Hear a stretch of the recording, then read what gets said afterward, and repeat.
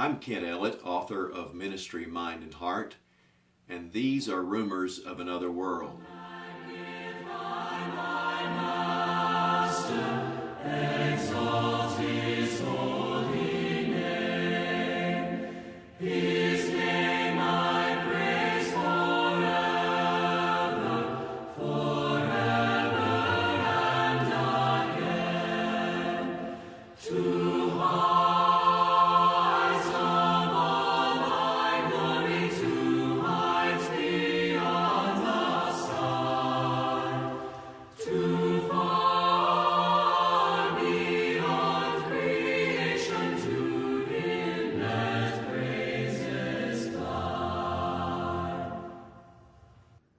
I keep a set of my grandfather's books on my shelves, mostly as mementos. Yet on a whim last year, I opened one. The trapped air in the long unused book smelled exactly like... No, the air was actually from my deceased papaw's study. The aroma came to me, and it gave me an instant nostalgic high. Forgive me, but I leaned into the book and I admit it, I inhaled deeply. And oh, the transport. I remembered myself in my papaw's study around 1975. Like Mark Twain told his friend Will Bowen, old voices greeted me, wailing down the centuries. Before me appeared such a vivid and joyous set of possibilities that my childhood dread of bedtime returned. The experience didn't last long, of course. I came crashing back to intensified grief over something that I now sense is missing. This grief that something is missing is painful enough that most people try to suppress those nostalgic stirrings of the soul as if they were just foolish.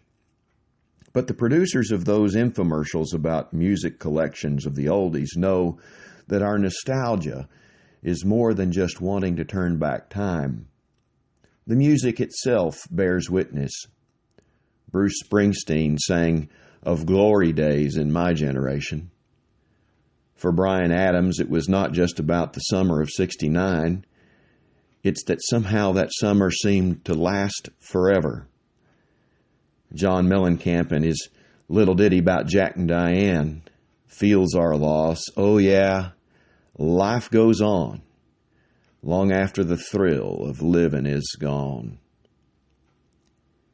That lyric is no different than my 6-year-old's observation about Christmas a few years ago. Daddy, the Christmas tree isn't giving me any warmth anymore. Yes, I said, for it was never really the tree that gave the warmth. If my son revisited Christmases past, he wouldn't be warmed the same way. Twain, late in life, visited the Hannibal of his youth, and he wasn't at home. With Abraham, we're homesick for something we've lost, but that this world can't give. Homesick for a city built on better foundations, for a warm place where the days are glorious, the voices cross the centuries, the summers last forever, and the thrill of living is restored. From this cottage, William Wordsworth launched the Romantic movement in poetry. He did so in part by taking our nostalgic sense that we've lost something that this world can't satisfy as a hint of another world. He called my flashback to my grandfather's study an intimation of immortality. Nostalgic recollections are, for Wordsworth, the master light of all our seeing. They are high instincts before which our mortal nature did tremble. Occasionally we do something like open our grandfather's book and we're reminded that our earliest childhood experiences of that eternal home were no lie.